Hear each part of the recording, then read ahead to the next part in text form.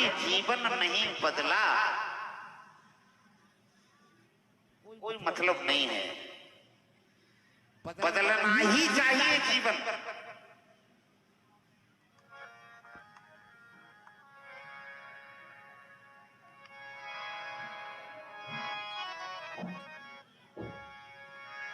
रोज प्रार्थना करो हनुमान जी से, रोज प्रार्थना करो सरकार से।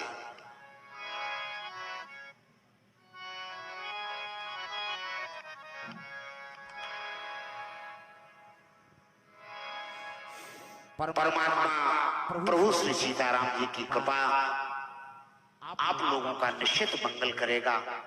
श्री हनुमान जी महाराज का यह दिव्य स्थान, यहाँ की आध्यात्मिक वातावरण में आप लोग बैठकर परम पूज्य समर्थ सदगुरु श्री महाराज जी धीरेन्द्र जी महाराज का दर्शन करते हो। और हम तो उनको देखकर इतना मन प्रसन्न होता है, इतना मन प्रसन्न होता है कि बड़े बड़े लोग जो नहीं कर पाए, वह एक 26 साल के युवा श्री धीरेन्द्र महाराज ने पूरे विश्व के मानचित्र पर इस गढ़ा गांव का नाम स्थापित किया। इतनी दूरी तक गए जिनके कारण गए श्री हनुमान जी के कारण, श्री बालाजी महाराज के कारण। और हम लोग भी पूज्य महाराज जी की कृपा ऐसे ही प्राप्त करते रहें, तभी इस जीवन की सार्थकता है, सफलता है। मुझे भी यहाँ आकर मुझे भी वास्तव में पूज्य महाराज जी से मैं मेल मिला हूं पहले। जी जी जी जी, यहाँ आने के बाद बहुत हृदय में प्रसन्नता हुई, लगता ही नहीं है।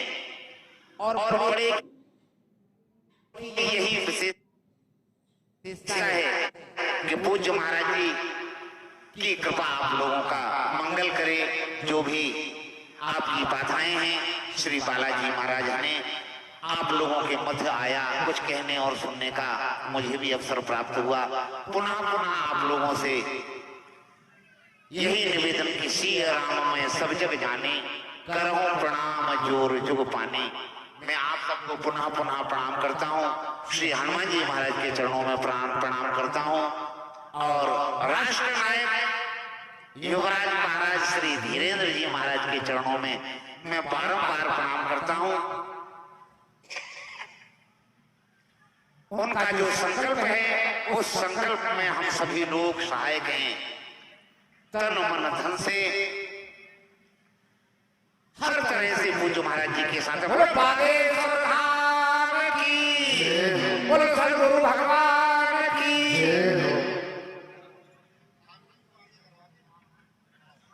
श्री हनुमान जी महाराज की, श्री बागेश्वर धाम की। अब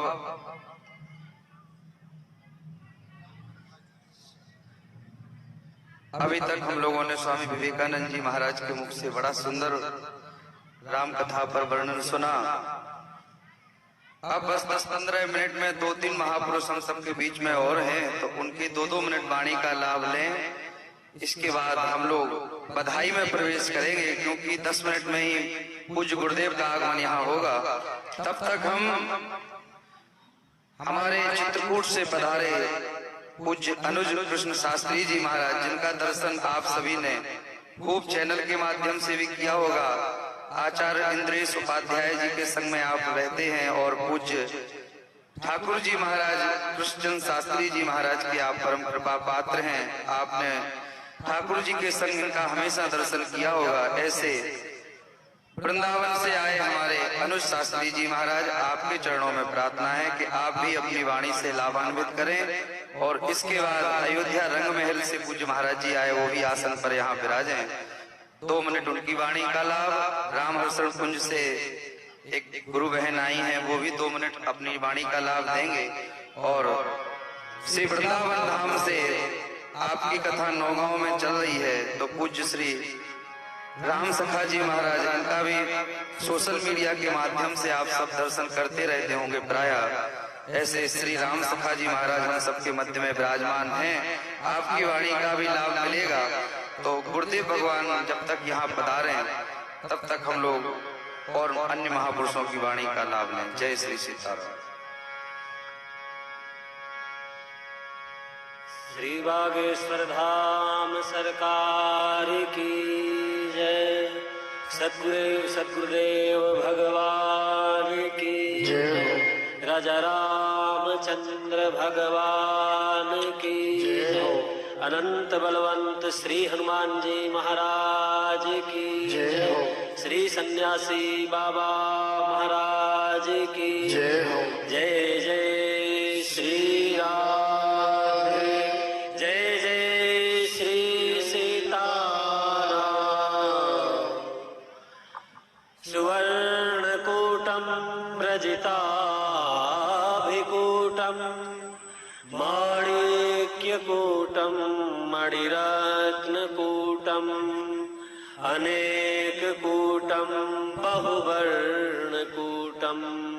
श्रीचित्रकूटं शरणं प्रपद्ये। मनोजवं मारुततुल्यवेगं जितेन्द्रियं बुद्धिमतां वरिष्ठं वातात्मजं वानरयूथमुख्यं श्रीरामदूतं शरणं प्रपद्ये। परम मंगलमय परात्पर अखिलेश्वर अकारण करुणा वर्णवालय भगवान श्री हरि के असीम अनुकंपा एवं श्री बागेश्वर धाम बालाजी सरकार के परम पावन सानिध्य में उनकी गोद में बैठ करके हम और आप सब यहाँ श्री हरि की चर्चा मानस सम्मेलन में भाग लेने के लिए ये दास भी, ये बालक भी आप सबके बीच उपस्थित हुआ। आज हमारी वाणी को भी पवित्रता मिल जाएगी, क्योंकि वाणी सीधे बालाजी सरकार सुनेंगे तो वाणी और पवित्र हो जाएगी। तो उन्हीं की चर्चा के लिए हम और आप यहाँ पर समवेत रूप से एकत्रित हुए हैं, एकीभूत हुए हैं। तो मैं ज्यादा समय भी नहीं है, समयाभाव भी है, समय भी अपनी गति से चल रहा है। तो एक संस्मरण याद आता है कि मानस श्री गोस्वामी तुलसीदास जी की जो रचना है, तो श्री तुलसीदास जी का ही एक संस्मरण याद आ रहा है कि वो संस्मरण में श्री बागेश्वर महादेव और बालाजी सरकार का दोनों का स्मरण है। एक बार गोस्वामी जी महाराज जब काशी में कालांतर में निवास करते थे तो वहां एक रवि दत्त नाम का एक हठी ब्राह्मण था, और गोस्वामी जी महाराज का रोज नित्य का नियम था कि वो जा करके महादेव का, काशी विश्वनाथ भगवान का दर्शन करते थे। लेकिन इनकी मानस की कृति पूरे विश्व में इतनी प्रचारित प्रवाहित हुई को रवि दत्त ब्राह्मण इनसे चिढ़ने लग गया, ईर्ष्या करने लग गया। और जाकर के एक दिन जैसे ही गोस्वामी जी स्नान करने के लिए मां गंगा में गए तो पीछे से लठ लेकर के पहुंचा गोस्वामी जी को मारने के लिए और प्रहार करना चाहा तो हनुमान जी महाराज बालाजी सरकार गदा लेकर के खड़े हो गए। तो ये अपना सामू नीचा लेकर के वापिस लौट आया। उसके बाद ये माना नहीं, फिर इसने कपट का सहारा लिया और जाकर के गोस्वामी जी की सेवा में लग गया और सेवा करते हुए कहा, मैं आपका दास हूं, मुझे अपना सेवक बना लीजिए। गोस्वामी जी ने कहा, कुटिया है, तुम भी रहो, जैसा तुमको लगे संभालो। तो ये संग रहने लगा, सेवा करता। और एक दिन कहा कि मैं तुम्हारी सेवा से प्रसन्न हूं।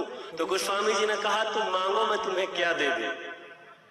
तो ये तो मौके की तलाश में था ही, कपटी था।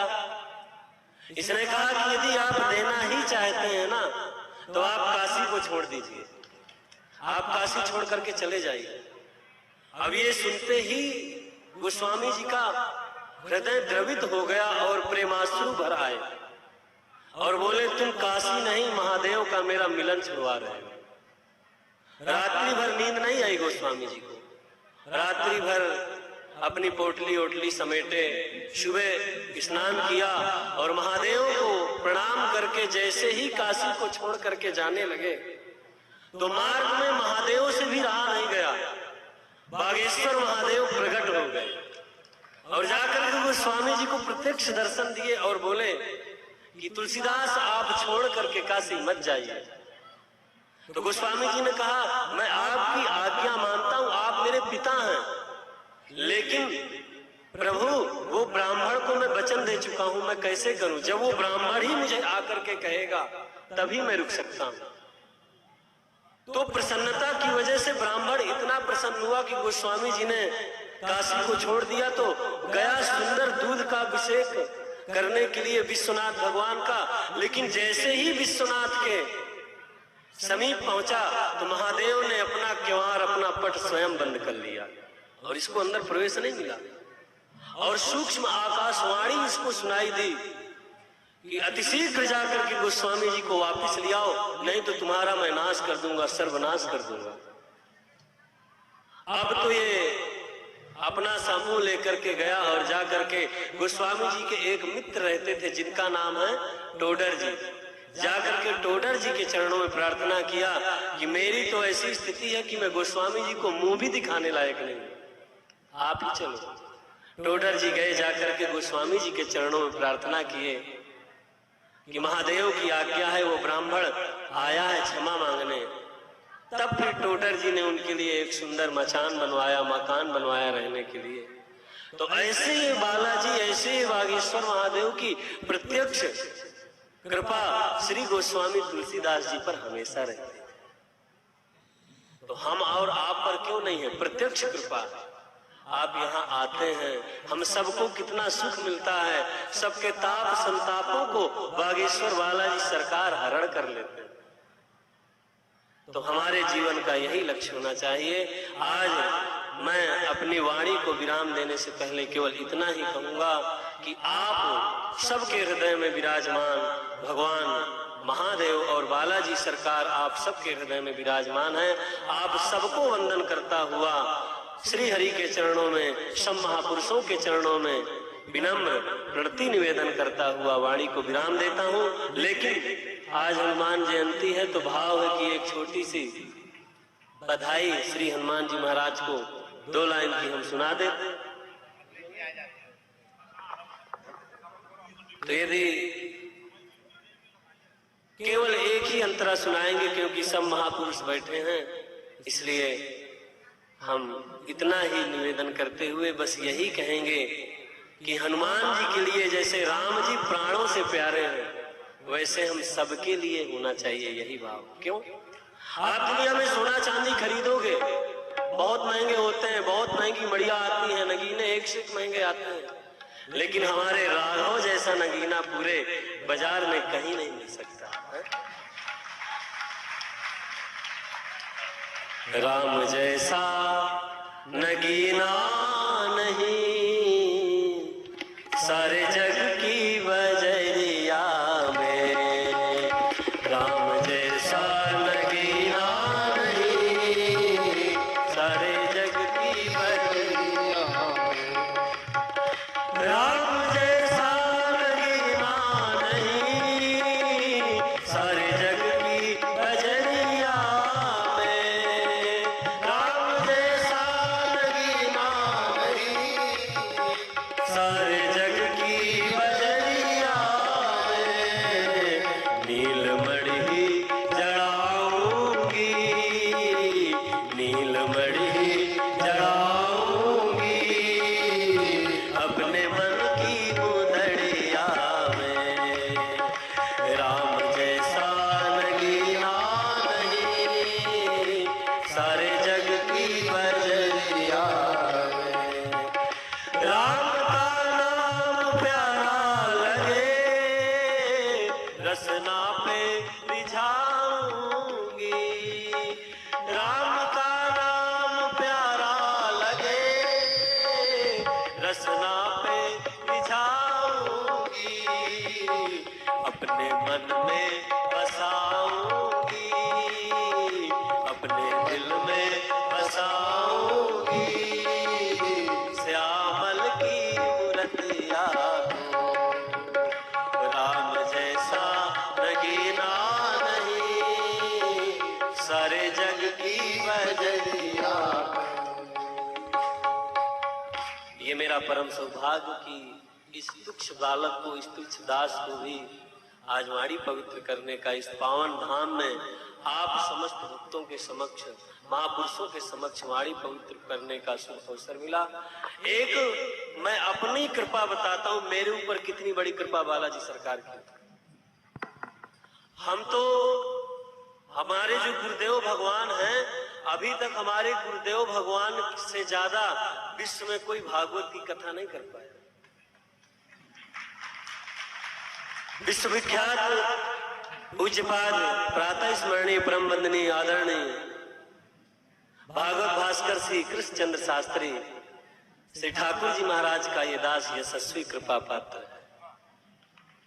और मैं उनके जो पुत्र हैं आचार्य श्री इंद्रेश जी महाराज, जो हम सब युवाओं के प्रेरणा सूत्र हैं, पूज्य श्री धीरेन्द्र कृष्ण शास्त्री बालाजी सरकार पूरे युवाओं के वे प्रेरणा सूत्र हैं।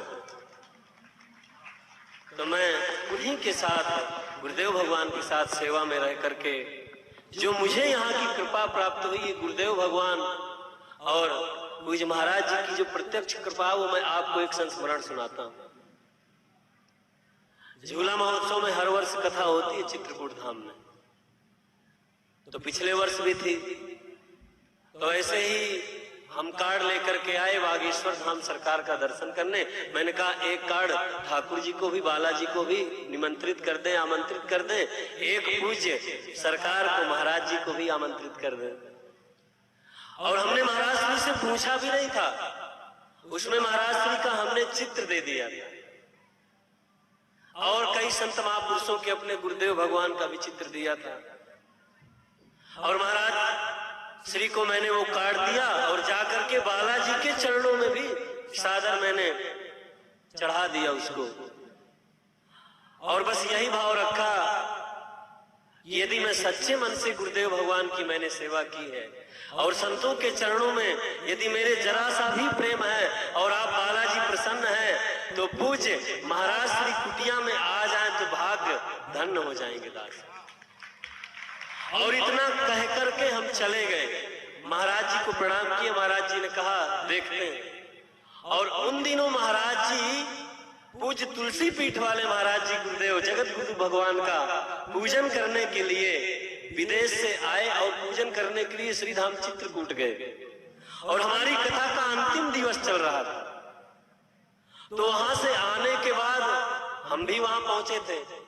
तो मेरे बड़े भाई के समान मेरे गुरुतुल्य पूज्य श्री इंद्रेश भैया भी थे और पूज्य श्री धीरेन्द्र कृष्ण शास्त्री महाराज जी भी थे, बालाजी सरकार।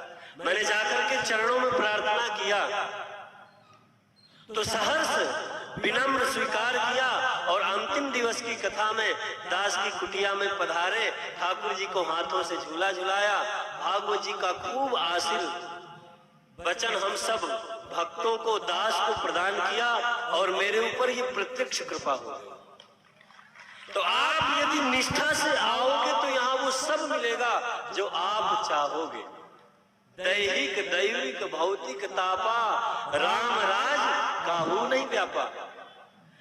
यदि मानव कहे कि मैं बड़ा, तो इस धरती पर तू क्यों खड़ा, उड़ने लगो आकाश में। भक्तवत्सल भगवान की जय। केवल 2 मिनट, केवल आधा मिनट। देखिए कितना बड़ा दास का सौभाग्य कि इस टूटी फूटी वाणी को यहाँ समस्त विद्वान एक सागर की भांति हैं, सभी विद्वान, और मैं तो एक छोटी सी नदिया भी नहीं है। और ये मेरा कितना बड़ा सौभाग्य कि अंतिम ही क्षणों में पूज्य महाराज श्री आ गए। तो 2 शब्द उनके कानों में चले जाएंगे तो दास की वाणी और धन्य और पवित्र हो जाएगी। तो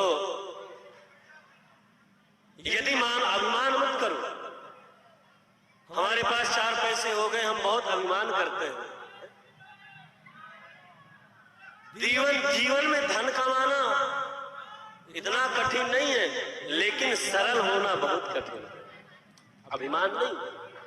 यदि मानव कहे कि मैं बड़ा, पूज्य भाई श्री कहते हैं अपनी कथा में, यदि मानव कहे कि मैं बड़ा तो इस धरती पर तू क्यों खड़ा, उड़ने लगो आकाश में।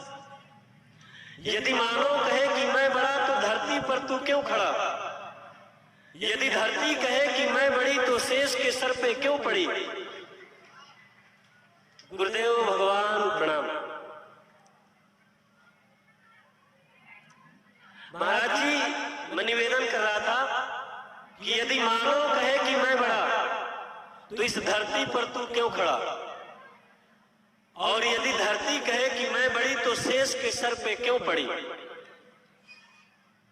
और शेष कहे कि मैं बड़ा तो शंकर के गले में क्यों बसा, शंकर कहे कि मैं बड़ा तो कैलाश पर्वत में जाके क्यों बसा, शिव जी कहे कि मैं बड़ा तो रावण के डर से क्यों खलबला, कैलाश पर्वत कहे कि मैं बड़ा तो रावण के डर से क्यों खलबला, और यदि रावण कहे कि मैं बड़ा तो बाली की बगल में क्यों दबा, बाली कहे कि मैं बड़ा तो राम के हाथों क्यों मरा, और यदि श्री राम कहे कि मैं बड़ा तो भक्तों के पीछे क्यों पड़ा। अहम भक्त पराधीनो इस स्वतंत्र की विजय। दास का तो केवल एक ही भाव है, क्या कि मैं तेरी नजर से न गिर सकूं, मुझे हर नजर ने गिरा दिया, तेरी शान तेरी जलाल का मैंने जब से दिल में बसा लिया, तेरी शान तेरी जलाल का मैंने जब से दिल में बसा लिया, मैंने हर चिराग बुझा दिए, बस एक चिराग जला लिया, तेरी शान तेरी जलाल का मैंने जब से दिल में बसा लिया, तेरी शान तेरी जलाल का। मुझे धूप छाँव का गम नहीं, तेरे कांटे फूलों से कम नहीं, मुझे धूप छाँव का गम नहीं, तेरे कांटे फूलों से कम नहीं, मुझे जान से प्यारा है तू, मुझे जान से प्यारा है तू, जिस चमन में तेरा जला दिया, तेरी शान तेरी जलाल का मैंने जब से दिल में बसा लिया, तेरी शान तेरी जलाल का। तेरी याद मेरी आस है, तेरी धूल मेरा लिबास है, तेरी याद मेरी आस है, तेरी धूल मेरा लिबास है, मैं तेरी नजर से न गिर सकूं, मैं तेरी नजर से न गिर सकूं, मुझे हर नजर ने गिरा दिया, तेरी शान तेरी जलाल का मैंने जब से दिल में बसा लिया, तेरी शान तेरी जलाल का।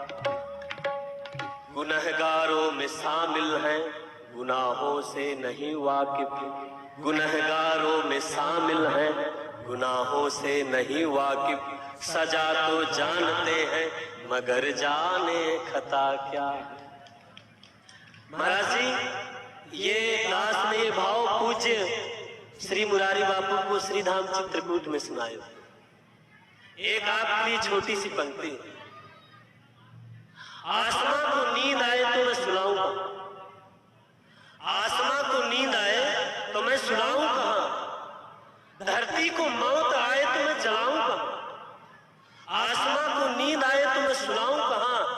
धरती को मौत आए तो मैं जलाऊं कहां, सागर में मौज आए लहर आए तो मैं छिपाऊं कहां।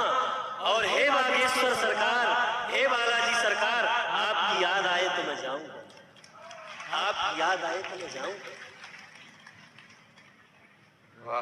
बोलिए बालाजी सरकार की जय, सतगुरुदेव श्री सन्यासी बाबा की जय, पूज्य श्री धीरेन्द्र कृष्ण जी महाराज की जय, पूज्य श्री इंद्रेश जी महाराज की जय, पूज्य सतगुरुदेव भगवान की जय।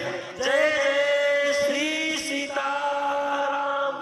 कोई अवज्ञा त्रुटि हो वाणी से तो बालक समझकर आप सब क्षमा करें। सब महापुरुषों के चरणों में दंडवत साष्टांग प्रणाम। जय श्री कृष्ण, जय श्री राम। श्री बागेश्वर धाम की। आगे के क्रम में हम श्री अयोध्या जी रंग महल से पधारे पूज्य राज पुरोहित जी महाराज आपके चरणों में निवेदन करेंगे कि अति संक्षिप्त में अपने वक्तव्य को, अपनी वाणी को बालाजी के चरणों में श्रवण कराते हुए अपने वक्तव्य का यहाँ पर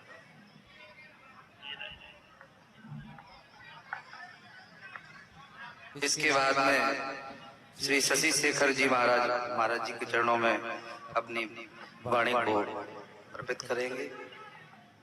यो हरदिवं पोषयते जनानां वृन्दं स्वपोषं शरणागतानां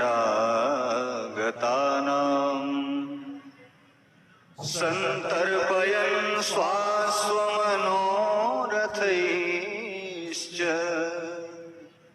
तस्मै नमः स्वामिवराय नित्यम्। स्वामिन् त्वदीयौ चरणाब्जकेशरौ सुशोभितौ रक्तनखावलीकुलै मुहुर्मुहुर्योगिकराविलालितौ पुनः पुनः काङ्क्षति मन्मधोव्रत।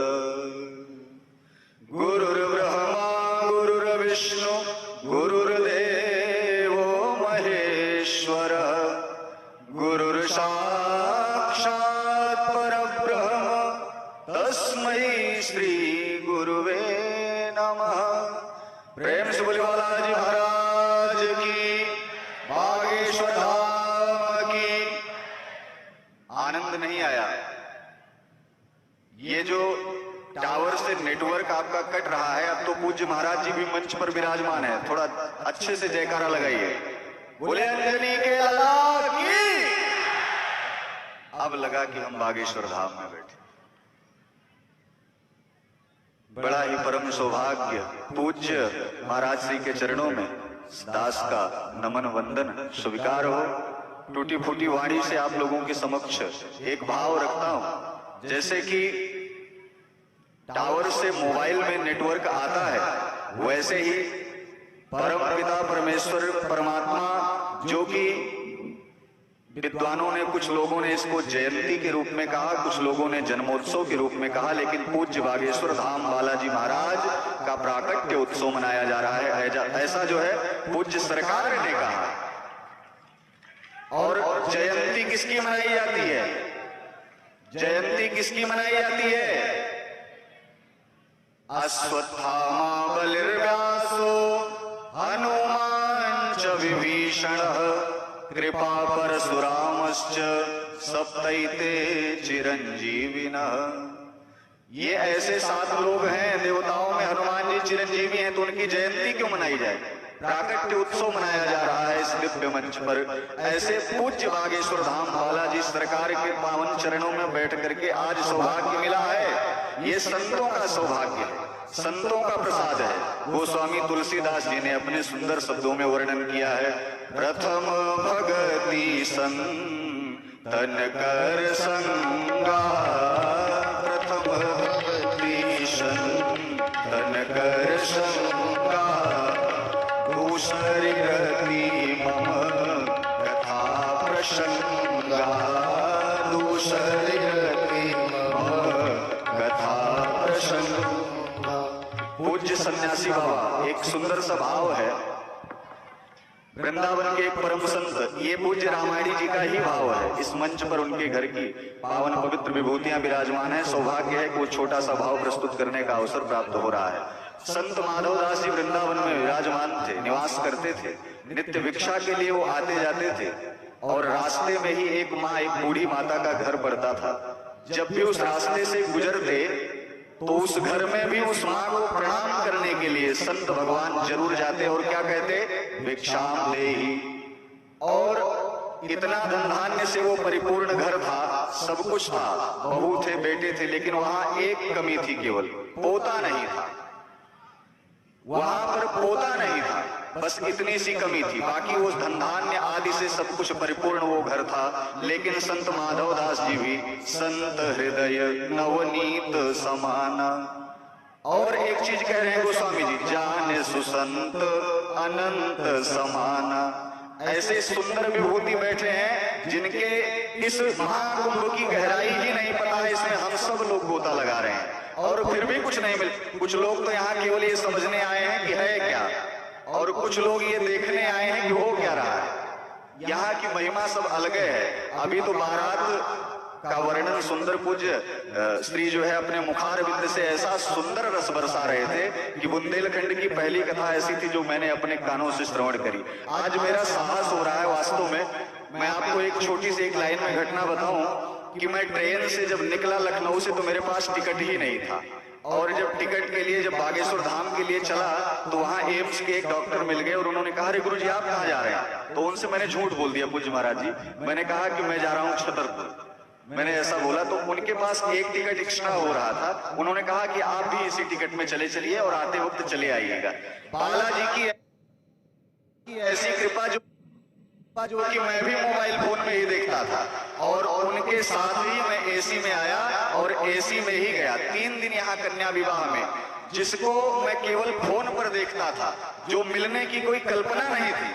प्रयागराज कुंभ में गए थे, इतनी भीड़ लगी थी, संतों द्वारा मुझे बताया गया कहाँ उस भीड़ में जा पाओगे, मिल ही नहीं पाओगे, इतनी चक्र, इतना सुरक्षा चक्रों से ग्रसित हैं।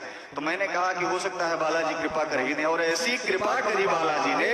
मैं आपको बताऊं 3 दिन में पूज्य महाराज जी के चरणों में ही रहा, केवल सोने के लिए सामने टेंट दे दिया था महाराज जी ने। इसीलिए गोस्वामी जी पहले ही लिख दिए, जाने सुसंत अनंत समाना। इधर माधवदास जी रोज भिक्षा मांगने के लिए जा रहे हैं और जाते जाते उस बुढ़िया के घर में भी जाते और कहते कि भिक्षा दे। और वो बुढ़िया इतना त्रस्त थी केवल पोते की वजह से, वो रोज प्रतिदिन जब माधवदास जी निकले तब उनको गालियां दे देती थी। लेकिन माधवदास जी उसे एक माँ का प्रसाद समझ करके, क्योंकि संतत्व तो उनके अंदर विराजमान था, एक प्रसाद समझ करके वो अपने उसको आंचल में, अपने दुपट्टे में, अपने गमछे में उसको रख लेते और आगे घरों में भिक्षा मांगने के लिए बढ़ जाते।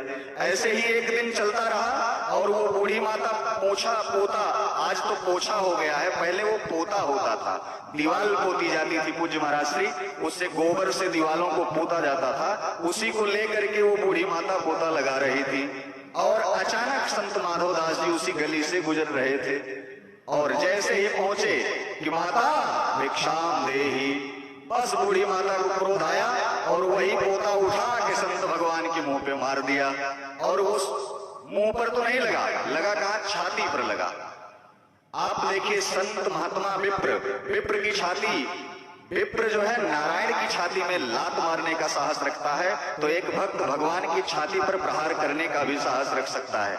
आज उस माँ ने अपने भक्त स्वरूप से दिया तो कुछ नहीं, गाली ही दे रही थी, लेकिन उसी पोते को उठा करके जैसे मारा, संत भगवान ने उस पोते को भी उठा करके रख लिया और प्रसाद समझ करके आगे बढ़ गए।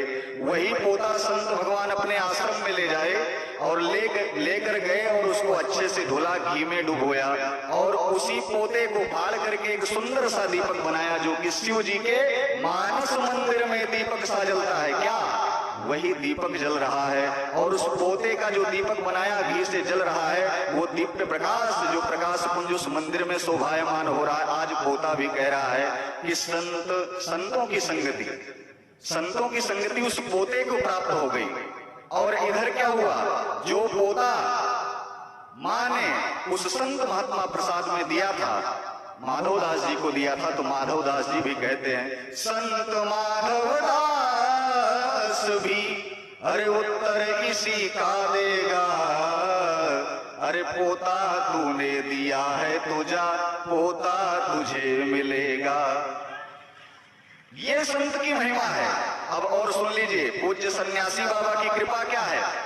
एक माँ के गर्भ से एक सुंदर रत्न जन्म लिया, और वो सुंदर रत्न आप लोगों के बीच में पूज्य धीरेन्द्र कृष्ण शास्त्री जी महाराज है। तीसरी पीढ़ी सुनिए, एक माँ की तपस्या, सन्यासी बाबा की तपस्या बैंक बैलेंस में जमा, और पूज्य पिताश्री गुरु जी के पिताश्री ने उस बैंक में बैलेंस, धर्म रूपी बैलेंस जो जमा था उसका अनुसरण करते हुए आए, उसका कभी भी दुरुपयोग नहीं हुआ। आज उसी का पुण्य प्रताप था जो कि धीरेन्द्र कृष्ण, पूज्य धीरेन्द्र कृष्ण शास्त्री जी के नाम से वो अंकुरित हुआ, और जैसे ही अंकुरित हुआ वो वट वृक्ष की तरह फैलने लगा। और वट वृक्ष पे कौन विराजमान होते हैं? नारायण। और नारायण जहां विराजमान होते हैं वहीं साक्षात वाणी की अधीश्वरी सरस्वती। ये वागेश्वर नाम जो आप देख रहे हैं ना, कितने लोगों को पता है नाम की वागेश्वर नाम क्यों है? ये वाणी की स्वयं साक्षात अधीश्वरी जो विराजमान है कंठ पर, जो कि हिंदू राष्ट्र का झंडा और पताका लेकर के संपूर्ण राज्यों में, देशों में जो आज ये 34 यश कीर्ति फैल रही है, ये वाणी का प्रताप है। और जब वाणी गरजती है तो अच्छे अच्छों की हिल जाती है। इस समय कुछ लोग, बहुत सारी ऐसी क्रिश्चियन मिशनरियां जो एक चल रही हैं, इसमें भी मैं आपको बताऊं, संत महात्मा आदि ब्राह्मणों, पंडितों, क्षत्रियों, ये कुछ लोगों ने मिल करके ऐसा होने पर मजबूर कर दिया। मैं अभी भी इस पावन पवित्र मंच से और पूज्य महाराज जी से कहूंगा कि अभी उत्तर प्रदेश की सरकार ने जो मुगल काल का शासन काल का इतिहास पढ़ाया जा रहा था उस पर प्रतिबंध लगा दिया है। पूज्य महाराज श्री आपसे भी निवेदन है कि मध्य प्रदेश सरकार से कहें कि मुगल काल के इतिहास को सिलेबस से हटा दिया जाए और यहाँ पर एक सुचारू व्यवस्था पुनः स्थापित हो। आपके माध्यम से ही राज्य में ही नहीं, संपूर्ण राष्ट्र में जो है एक सुशासन की व्यवस्था स्थापित हो। प्रेम से बोले बालाजी धाम की। तो ऐसा पवित्र पावन जो संत महात्माओं का जो प्रसाद है, उसी प्रसाद की कृपा हम आप लोगों को मिल रही है। अच्छा, इसमें आधे से ज्यादा लोग अपने में रहते ही नहीं है। देखो, एक तो माता नहीं, इसमें हजारों माताएं नाच रही हैं। इधर बाबा की बारात सज धज के पहुंची ही थी, पूज्य महाराज से सुना रहे थे, और उस बारात में सब लोग मस्त थे, भूत प्रेत गण आदि। तो एक किसी भक्त का भाव था कि भूतवा नाचई दई दई सगरो ताल बाबा के बारात चली, भूतवा नाचई दई दई सगरो ताल बाबा के बारात चली। जस दूल्हों तस बनी बराता, जस दूल्हों तस बनी बराता, कौतुक विविध देख मग जाता। भूतवा नाचई दई दई सगरो ताल बाबा के बारात चली, भूतवा नाचई दई दई सगरो ताल बाबा के बारात। इस पावन पवित्र बारात में कथा पूज्य महाराज जी सुना रहे हैं और नृत्य हमेशा चल रहा है। और नृत्य है क्या? भक्ति महारानी नृत्य कर रही हैं, भक्ति महारानी नृत्य कर रही हैं। भक्ति महारानी है कौन? पूज्य महाराज श्री को जन्म देने वाली ऐसी सुंदर माँ। और इधर आज अंजनी को लाला हुआ तो अंजनी के रूप में भक्ति महारानी विराजमान है। और ज्ञान और वैराग्य कौन है? वाणी की अधिष्ठात्री साक्षात बैठी हुई है। ज्ञान के स्वरूप में पूज्य धीरेन्द्र कृष्ण शास्त्री जी बैठे हुए हैं। और वैराग्य कहाँ गए? इधर अतुलित बलधामम ज्ञानिनाम अग्रगण्यम भी, उनका भी पदार्पण हो गया है बाल स्वरूप में, यानी कि ज्ञान पहले आ गया है। तो अगर भक्ति और ज्ञान आ गया है तो वैराग्य को भी आना चाहिए। तो वैराग्य के लिए वही बाबा की बारात यहाँ देखने के लिए आ रही थी। साक्षात वैराग्य के रूप में शिव जो है यहाँ पर आ रहे हैं और यहाँ की संपूर्ण कला